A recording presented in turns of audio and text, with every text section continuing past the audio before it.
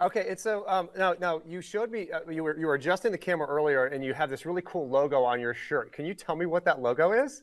This one, Yeah, that one. NWSL. What Whoop, is whoop. that? It's a woman kicking a Okay, soccer ball. because you are the CFO of the National Women's Soccer League. Is that correct? That is correct. I All right, so am. tell me about this because you're not. I mean, you played soccer growing up, correct? No, Okay, so I am you embarrassed to liked say running, no. you like round balls. I mean, what drove you to the National Women's Soccer League? I know. A lot of people ask, they're like, wow, did you play D1? And like, nope, nope, did not. Um, I am athletic in other ways, but just not soccer, or team sports, to be honest. But Very I selfish. guess, yeah.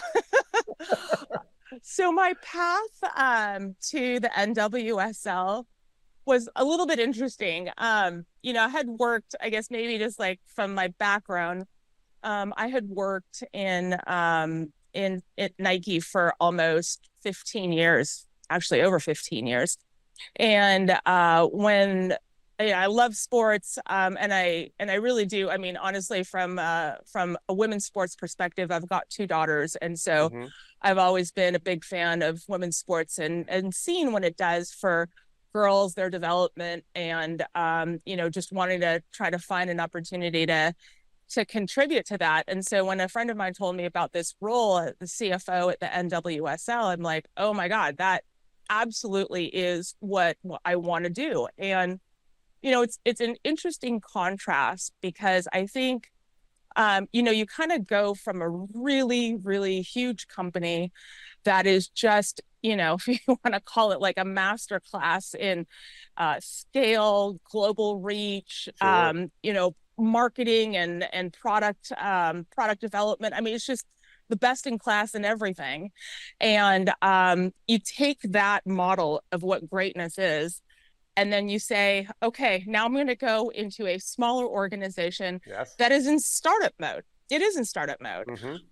My background before I worked at Nike was I did work in Silicon Valley, and a lot of the companies that I worked at, while maybe bigger names now, were definitely smaller in size when I was a part of those companies. I'm very well aware and understand how that startup culture is, and so I would say that also just it's really exciting to be part of something that is building from the ground up. So it has a lot for me, a bit of I call it my passion project because it's something that fulfills me. It is not just running the numbers or getting a job, to get a paycheck, but it's really around like, how do you feel fulfilled about what you do every single day? And that's kind of what I feel like when I go to the NWSL. I am very excited to tell you. I know I mentioned it a little bit the other day, but it is now official that my niece Taylor Fox has signed a 1 month contract to be essentially the fourth goalkeeper for the Orlando Pride.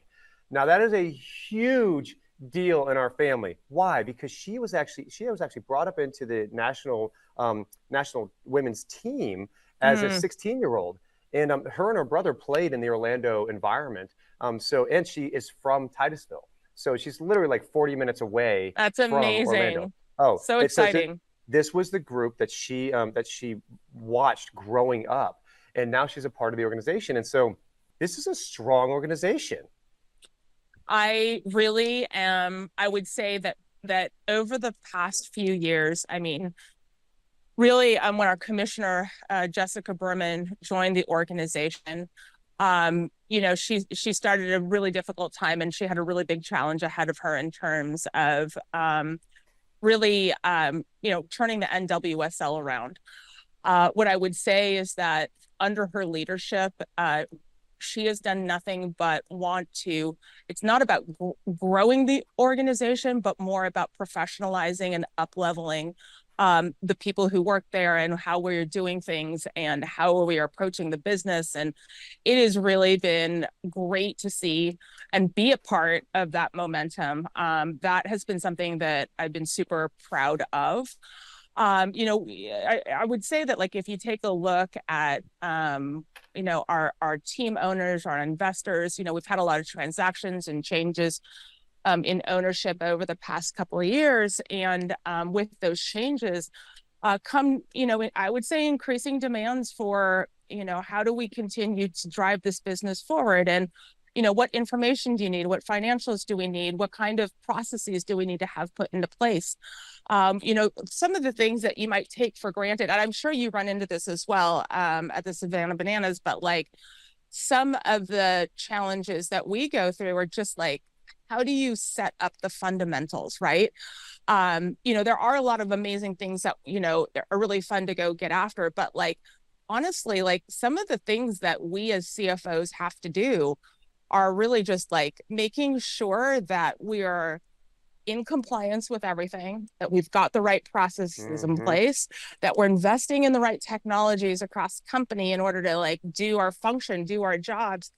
And all the while, like it's in an environment that is moving faster than us, we're like constantly trying to catch up and like, hold on, wait. We have these invoices that are supposed to be paid. Who knew they were coming? Wait, we don't have a PO system? Like, what do you mean, you guys? Like, right. I don't understand, and so like wrapping your head around that. And again, what I would say is like, thankfully we have, people who know what great look like, or, I have been fortunate enough to be able to work, with some of my partners, that I've worked with back at Nike, to come help consult in some of these areas. But like, it is just, I would say a lot of the work that we're doing now is really just setting up the basics, making sure that the infrastructure is in place. And as a CFO, I would say, one of the biggest things that we have to worry about is making sure that we're in compliance, that we're managing risk management. There's a lot of things that I guess, it doesn't sound as sexy as like what everybody else is doing. Like, oh, we're up on stage and doing like these gigantic events with all these superstars. Yeah. And then there's us. We're here in the background. Like, we're like, hold on, we got this, but just give us a second. We got to like, let us do what we need to do and we'll catch up. Yeah. Okay. I mean, so I'm actually curious for you. How big is your organization? And like, just in terms of like the way that you're setting up. It's not unlike anything that you just talked about. What I think is interesting is that CFOs in general, right? A lot of people just kind of put us in a cubby hole and they say, oh, they're the finance people. But no, our role has changed dramatically over the last 15 years to where like you mentioned risk management. A lot of people don't realize that falls on the CFO. That's not like a chief operating officer position. And by the way, when you don't have a COO, the CFO is the chief operator. Oh, by the way, when you don't have a CTO, the CFO is the CTO. It's like you're running network cable and you don't even know what you're doing. You're just making sure that the copier can actually talk to the one. Like, I just want to print something.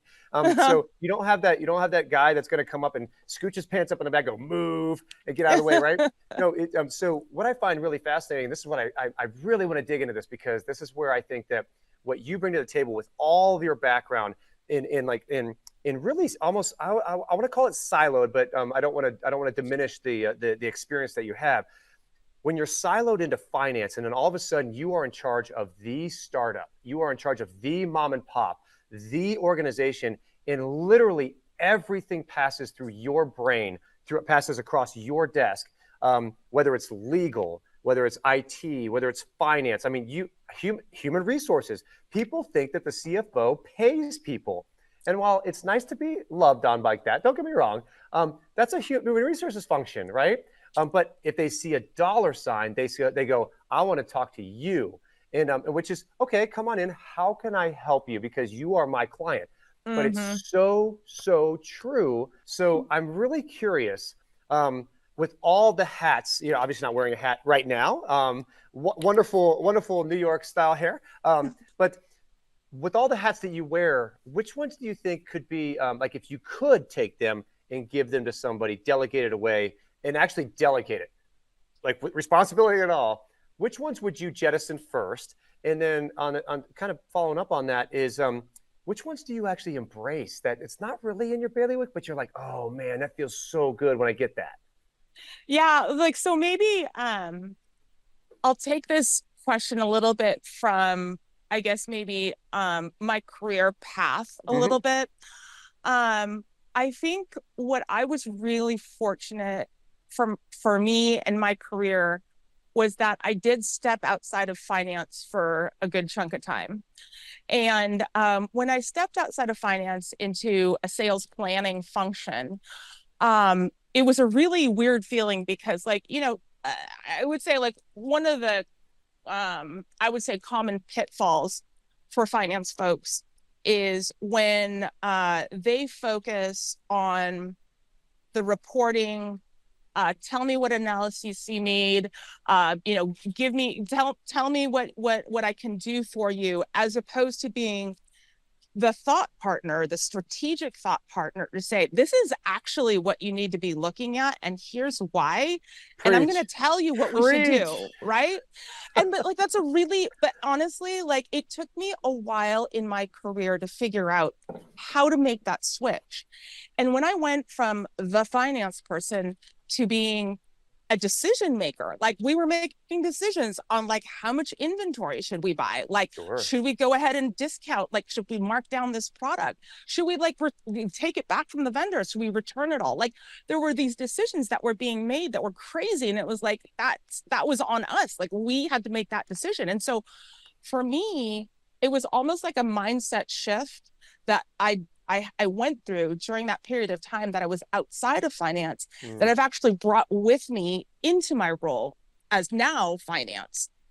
So back again in the function, and now in this role as CFO, what I would say is that, I'm not afraid to lean in. And I think that that's something that, again, kind of like the difference between a controller or a VP of finance level, like, where you might have, like, to your point, you have to be siloed, like, you have to focus on like, doing the audit, getting the stuff done. But as CFO, you actually have the responsibility, you have the ability to see across all. Yes. And you have to, and you should lean in where it doesn't necessarily feel like a quote unquote finance function. That is okay, because at the end of the day, you are going to be responsible for the entire financial performance of that company.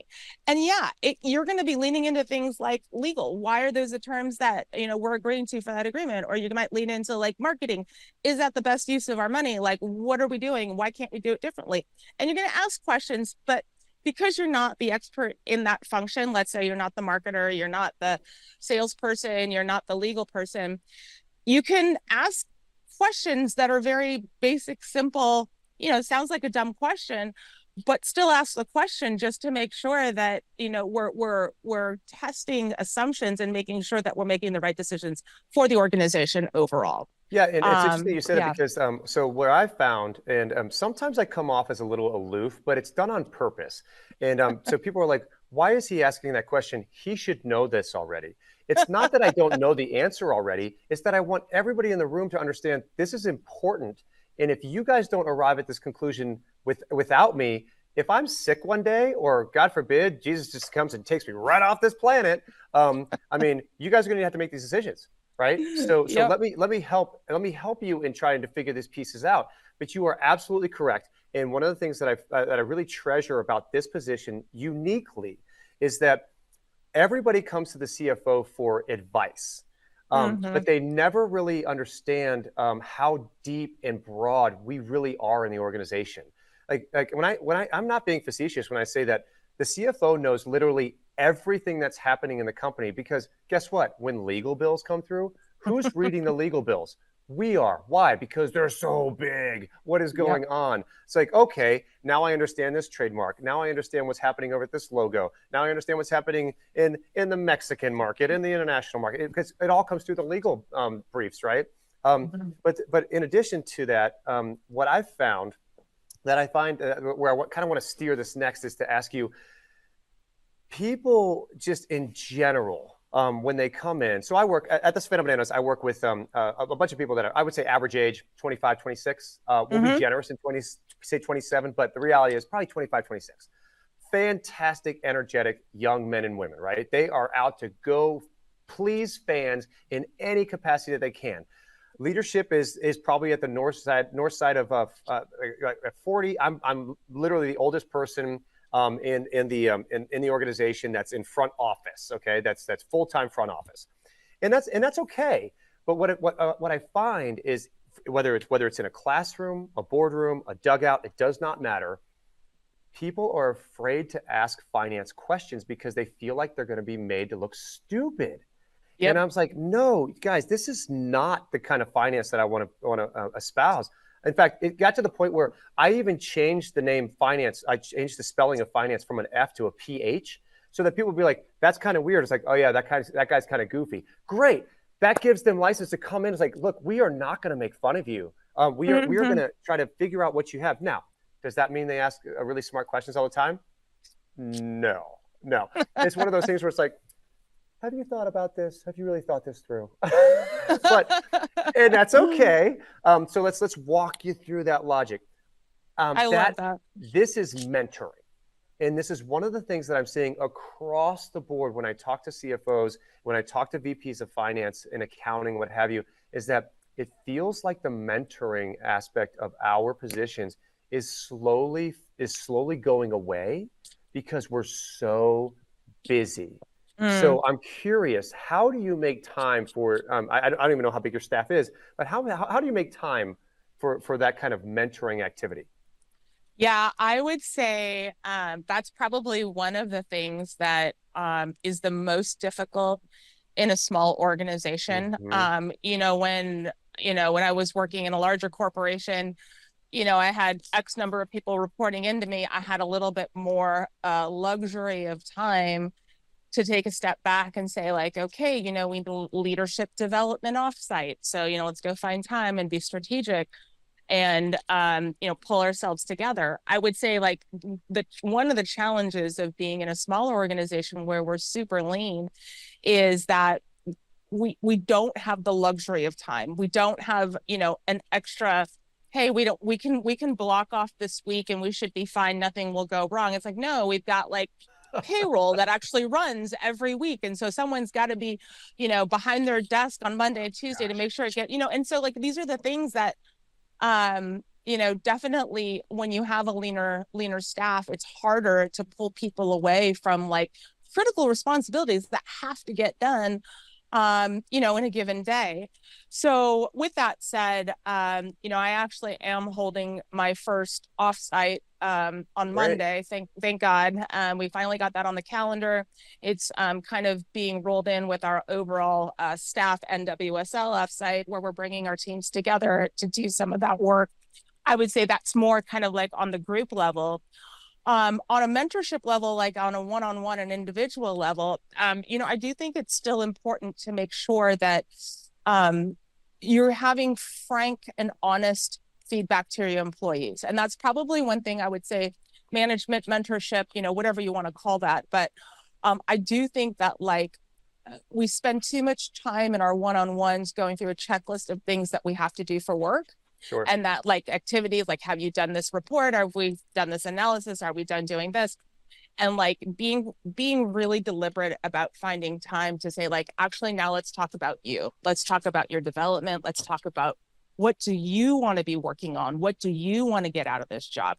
Because for me, it's just as important to not only get what I need to get, done for our organization, but also like in the development of that person will keep your people, will keep your staff happy. It will keep them engaged. It will keep them, really just like wanting to continue to grow and develop, but you have to provide them, one, with the feedback, and two, those opportunities. So, I've been really lucky to have, our chief people and culture officer where, she and I have worked together to say like, hey, let's figure out what are the right programs to help some of these folks, with let's say professional development, whether it's public speaking, executive presence, like all those things that we want them to develop. On the finance acumen, I would say like, everybody's learning new things and everybody's got, we go through fire drills and you kind of trial by fire. But when I talk to non-finance people and they ask me the questions, actually, it's funny when you say like, a generation of workers coming in that, maybe are not exposed to finance or don't have that knowledge. We created a finance 101 deck And Cool. Okay. I love it because like it explains how do financials work at the league? How do we, what are the things that are really unique about how we have to think about finance with the NWSL? We also do a lot of like, just like basics. Like I sit down and I teach people, this is how we budget. This is how we forecast. This is how we run these things. And this is why it's important. And this is what an accrual is. And this is why it's different between cash and the P&L. Like that conversation, maybe like I have way too many times because I'm like, okay, time out, guys. I know you spent the money, but it has to get spread out. And This like, is so great. anyway, yeah, 606 is now like our favorite thing to say around the office because people are like, I know that 606 revenue. I got you. 606, huh? 606. Yep, yep. So you're seeding it for a bunch of nerds to sprout up later, huh? Exactly. I hope so. So I'm curious. So how big is your staff over at NWSL? Yep. I've got 7 people that Okay. work under me. We have 2 people on the FP&A side. And then we have our corporate controller and assistant controller. And then we have AP and payroll. Okay, so this is really interesting. So you went with the traditional roles, traditional structure, and I'm curious, was that something that was already there when you came in, or is that something that you created when you came in? Well, so we actually had that, I had that structure when I came in. Okay. And one of the things that's really that's challenging about working in a small company is that you have to separate controls, right? And that Okay. is the hardest thing to do when you don't have enough people to have those controls. And Preach. so I'm sure you have, similar challenges, but that is like what we always are working on is we're like, hey, like we gotta make sure that like this is still separate. It's under separate people, separate approvals. So we've gotten to that stage, but it's still, I would say it's still challenging. I talked to my friends over at MLS and they're like, oh my God, is that all you have? I'm like, okay, stop it. And but it is good to benchmark against other leagues to see like when they were at this stage, like how many people did they have? How did that work? Well, so I'm a big fan of Rob Gerby over at the UFL. So the XFL and the USFL merged and became the UFL, the United Football League, and Rob was from the legacy XFL side. And in fact, when we were in New York, I was fortunate enough to be able to grab coffee with him one morning, and I was asking him very similar questions because what's interesting about their model is that they have they're centralized administration, but they have 8 teams that are distributed throughout the United States.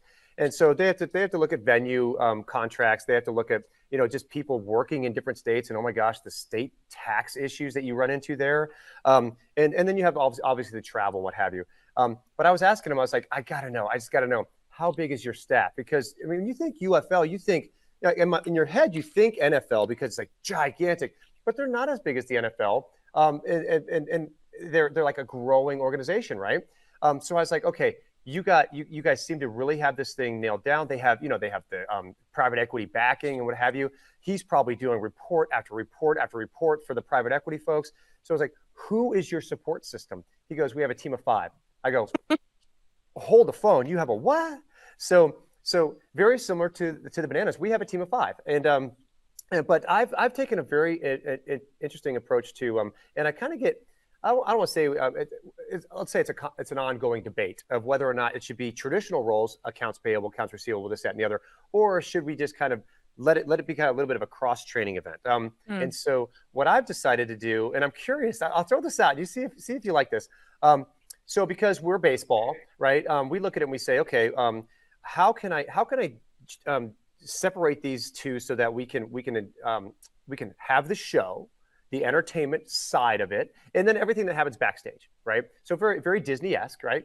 So what I've done is I've said anything that is show related, whether it's entertainment, whether it's food and beverage, whether it's the game, the janitorial staff cleaning up after the game, right? Anything that's game related, we're going to put that in diamond because that's our stage, right? So the equivalent would be pitch, right? So, and then the back is dugout.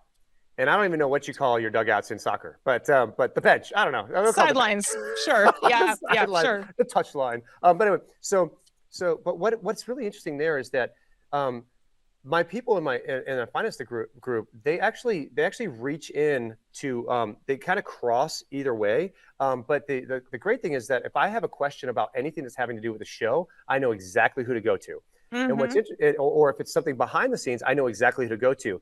And every once in a while, we take each other's roles and we make sure that we're covered.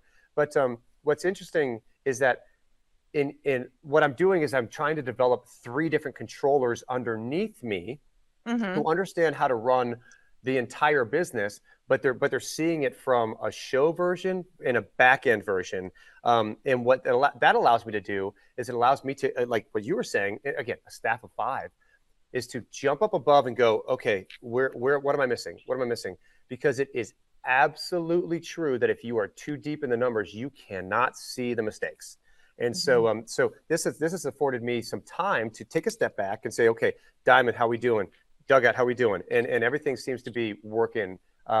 So I don't have a traditional payable. I don't have a traditional receivable. We don't really have like a lot of receivables. We don't do a lot of invoicing, but we do have a lot of payables. Ton of payables, right?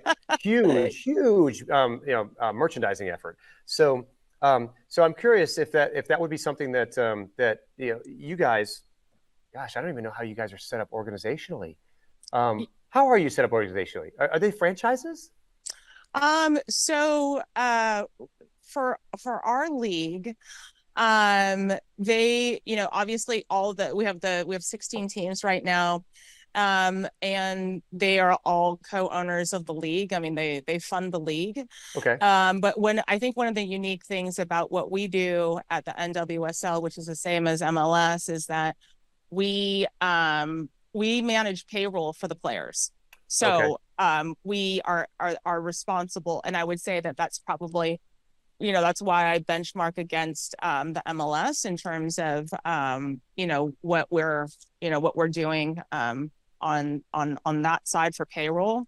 I think what's really interesting, I'm just thinking through about your structure and thinking about like how that would work for us, if something like that could work. But I think the one thing I love about that is that your entire team is knowledgeable about the business as opposed to like a functional understanding.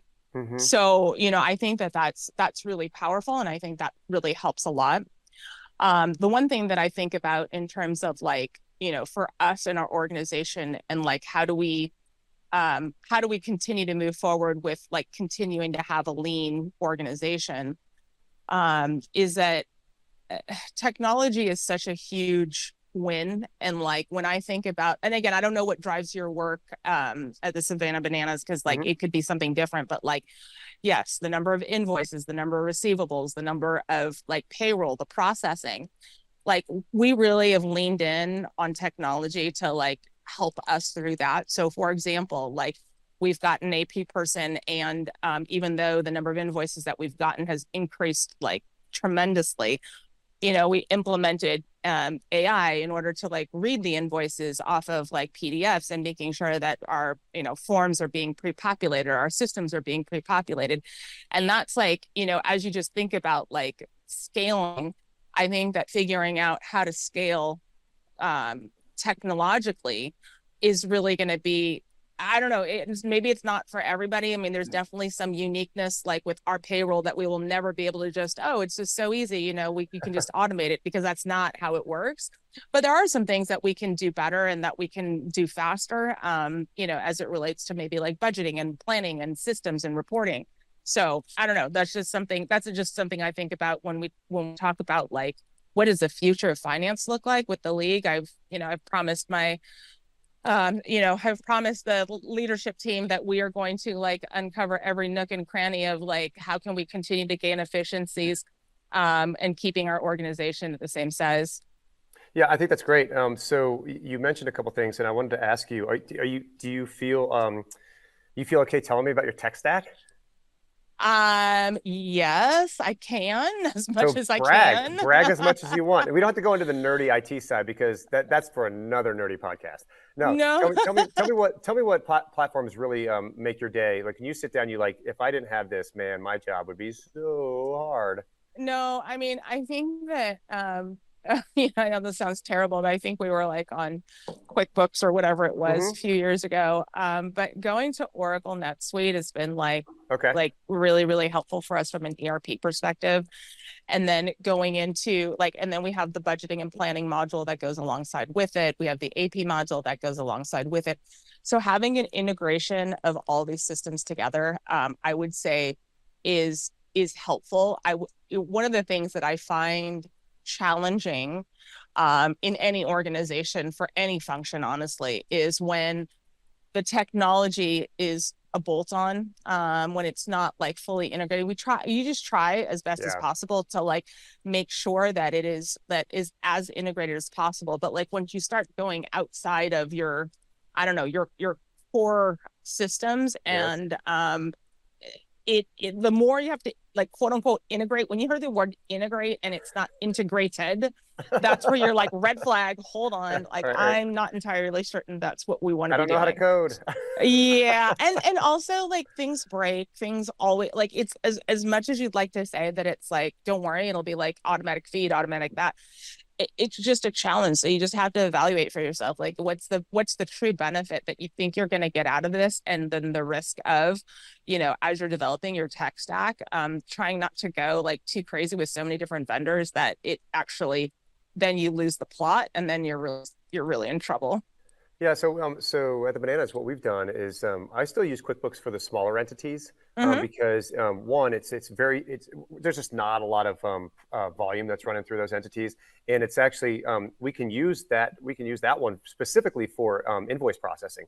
We just don't Mm. send out a lot of invoices, Okay. so it's kind of silly for me to go and ask NetSuite, hey, I want to bolt on this AP or AR type function, invoicing function, when the reality it is like we send maybe 5 to 10 invoices a month. Mm. So that's not really where we live, and so it's like, well, shoot, I've got QuickBooks over here. I just keep it plugged in. We may not use it for our books, but we use it to facilitate our invoicing, which is Nice. awesome, and it's so easy, right?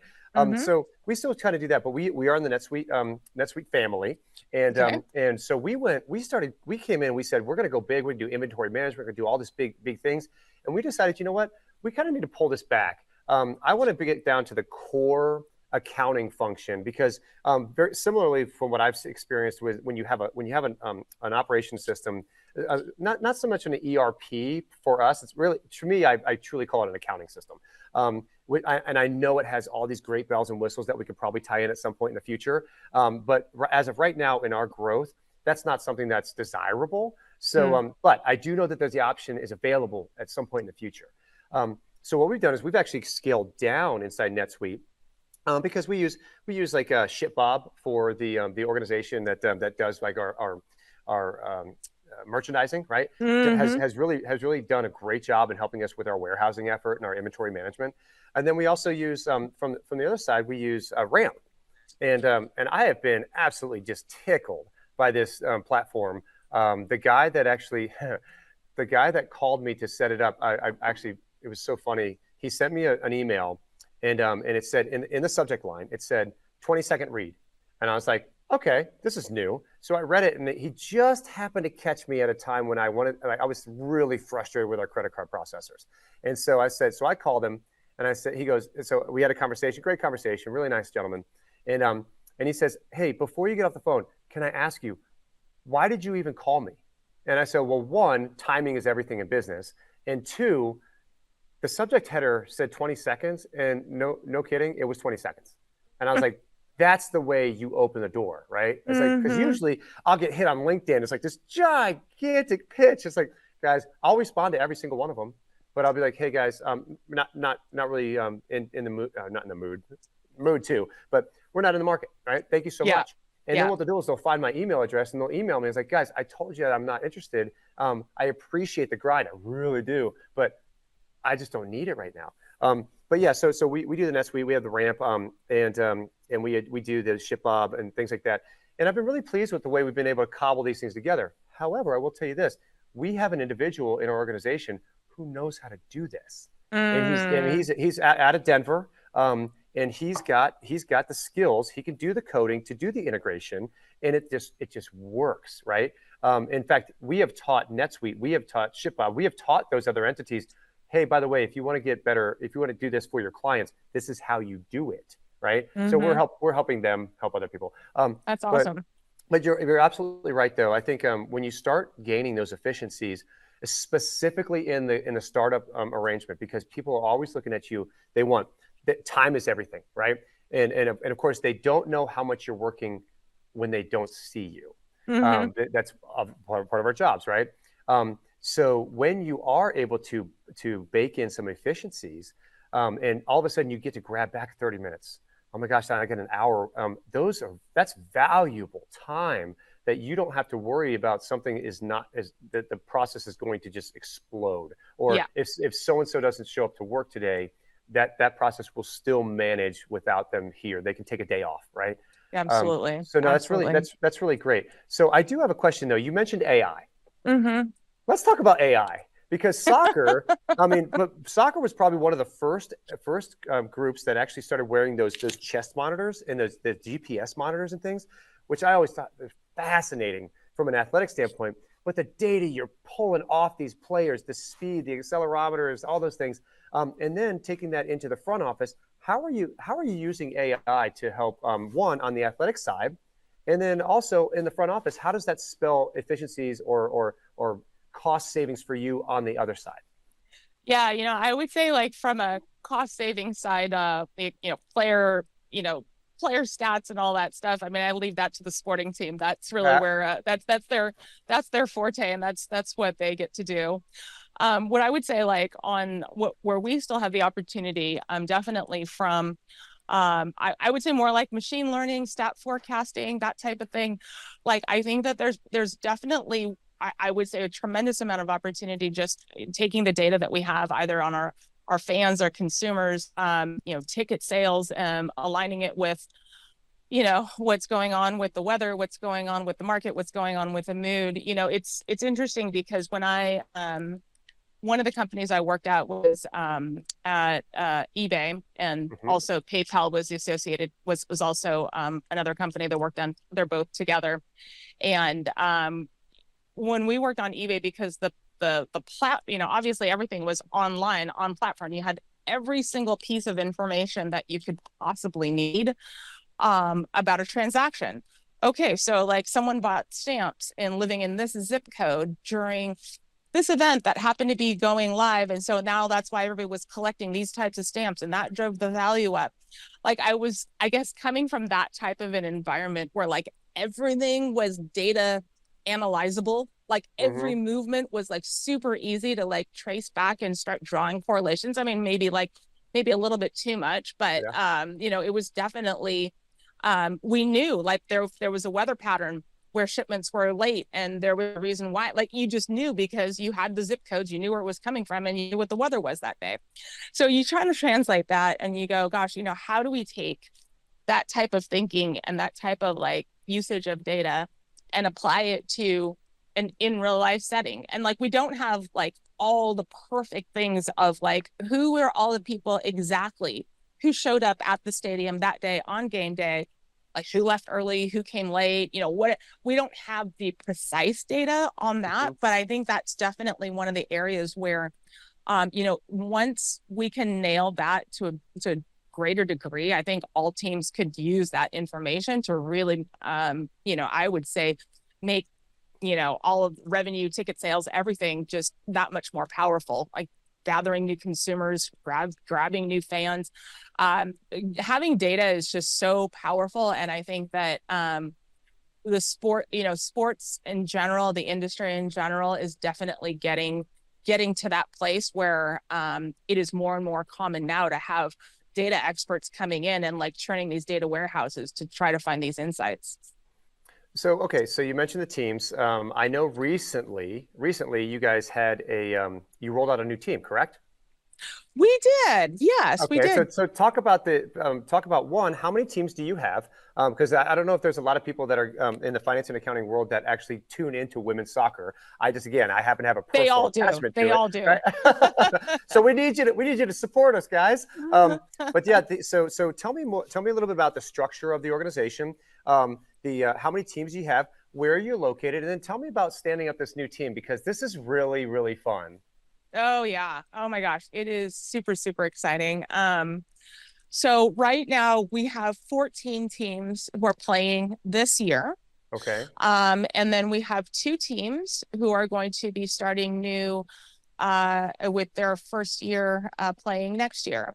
And the two teams are Boston Okay. and Denver, and they are two of Great. our last expansion from the last couple of years. Denver obviously just signing back, the end of 2024, beginning of 2025.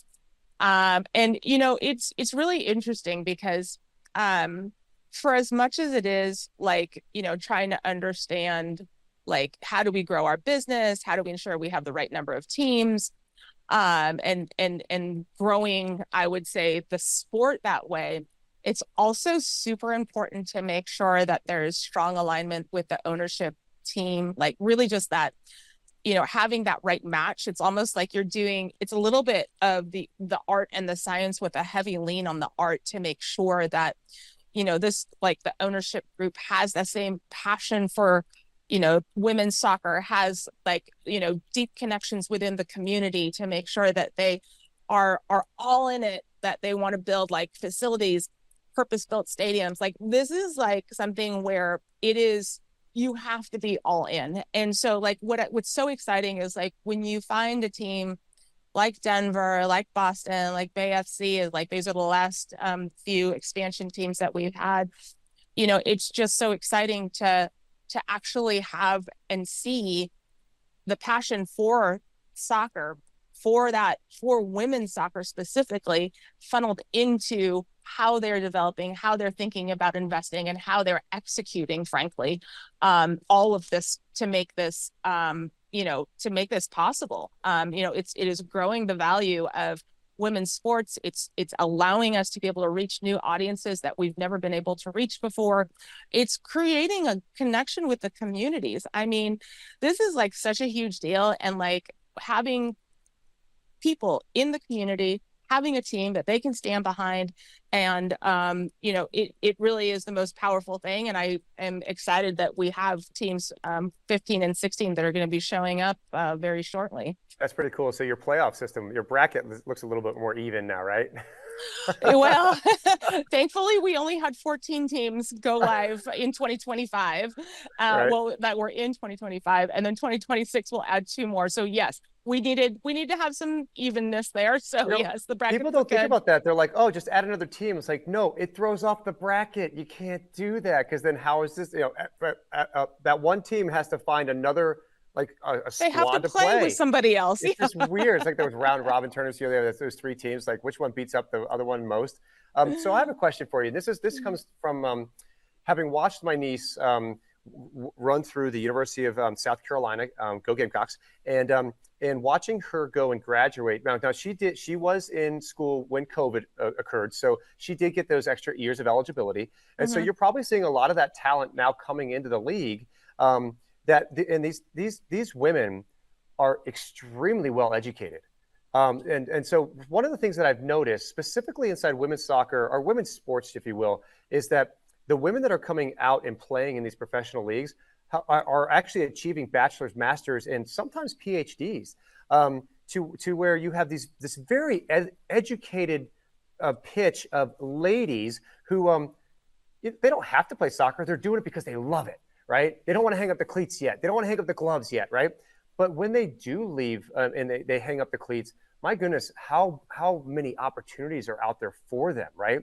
So in your just from the inside, speaking to everybody outside, a young woman is thinking about going in, and she's like 2 or 3 years out from possibly becoming a pro, or possibly becoming an amateur, someone in the line of going to be in the NWSL. What kind of opportunities are there for young women, young professionals who are very athletic, very, very energetic, very, very smart? What kind of opportunities at NWSL, and then where do your players? What kind of opportunities are beyond the cleats for your players?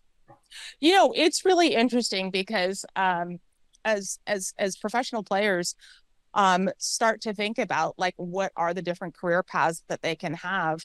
I think that I would say like corporations and companies, like even like at the NWSL, we have a program that we've run. I can't remember how many years we've done this now.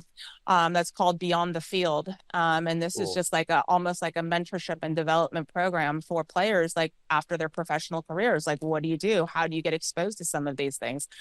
I think also that, we also have like a broadcast boot camp. And that is where like, people, players, talent who are interested in like learning how to become broadcasters. I mean, that's an awesome opportunity to like, figure out, okay, is this my gig? Is this something that I'm good at? And can I do this? We also have at the league, our head of strategy. She played professionally. She played at Yale. And then after that, she played professionally, both overseas and in the US. And then when she hung up her cleats, she went into consulting and then is here now with the NWSL. So like there are career paths and there are definitely ways to get into industry and getting into like, if you want to call it like the traditional jobs. What I've always valued about professional or even like, college level players is that there is a certain amount of dedication that you need to have, and time management skills, and effort, hard work, like all of those, teamwork, all of those skills are so necessary for the working world.